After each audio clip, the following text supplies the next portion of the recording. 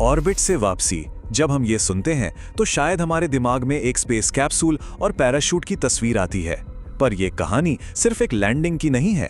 ये तो एक अनमोल खजाने की घर वापसी है।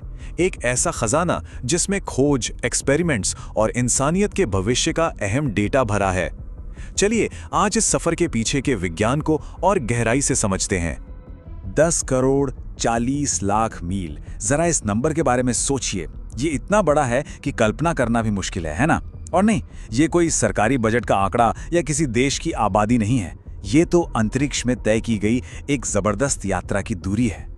जी हाँ, ये वो दूरी है जो सोयूज MS-27 के क्रू ने अपने 245 दिन लंबे मिशन में तय की। इसका मतलब क्या हुआ? इसका मतलब है धरती के लगभग 4000 चक्कर। तो ये सिर्फ एक यात्रा नहीं है, बल्कि ये स्पेस की मुश्किल परिस्थितियों में इंसानी हिम्मत और जज्बे की एक मिसाल है। देखिए, किसी भी स्पेस मिशन का सबसे मुश्किल और सबसे जरूरी हिस्सा उसकी वापसी ही होती है।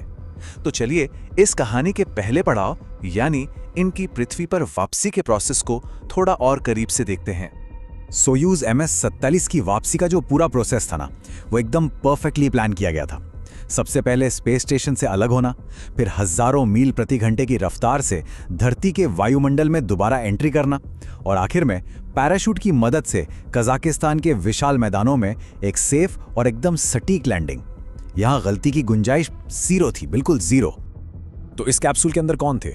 इसमें थे नासा के एस्ट्रोनॉट जॉनी किम और रोसकोसमॉस के एलेक्सी जुब्रिट्स्की, और इन दोनों के लिए ये पहली स्पेस फ्लाइट थी।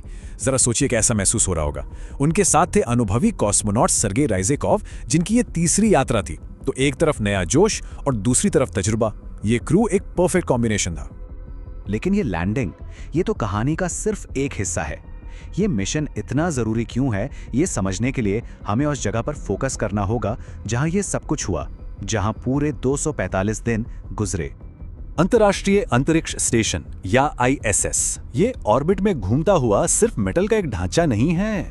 नहीं, ये इंसानियत की सबसे अनोखी, सबसे यूनिक लेबोरेटरी है। एक ऐसी जगह जो हमें धरती की ग्रेविटी की जंजीरों से आजाद करके उन सवालों के जवाब ढूंढने का मौका देती हैं जिनके जवाब यहां धरती पर ढूंढना बस नामुमकिन है। और ये जो कमाल का काम है, ये कोई 1 या 2 साल से नहीं चल रहा। पता है कब से? 25 सालों से भी ज्यादा समय से, लगातार, नॉन स्टॉप। बिल्कुल सही। 1/4 सदी से भी ज्यादा हो गया है जब से इंसान लगातार स्पेस में मौजूद हैं, वहां रह रहे हैं, काम कर रहे हैं। ISS अब अंतरिक्ष में हमारा एक परमानेंट एड्रेस बन गया है। एक ऐसा एड्रेस जहां से ऐसा ज्ञान मिल रहा है जो धरती पर मुमकिन ही नहीं है।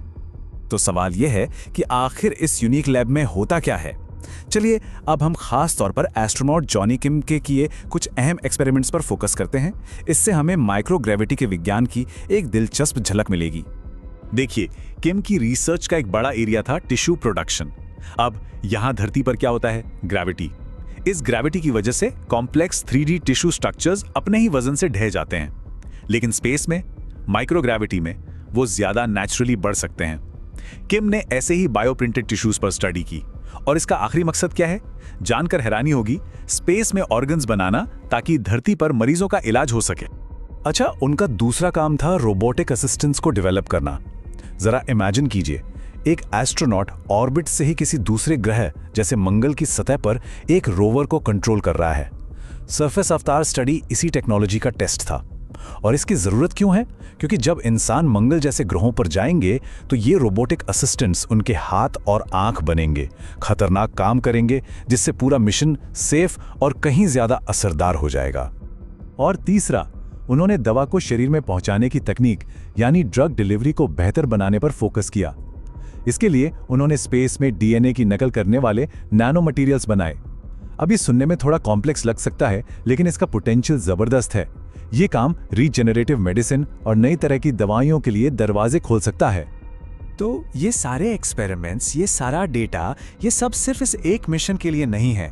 ये सभी छोटे छोटे टुकड़े मिलकर एक बड़ी तस्वीर बनाते हैं। स्पेस एक्सप्लोरेशन की एक बहुत बड़ी और महत्वाकांक्षी तस्वीर से जुड़ते हैं। चलिए अब जरा इन आंकड़ों पर नजर डालते हैं। ये खुद अपनी कहानी बताते हैं।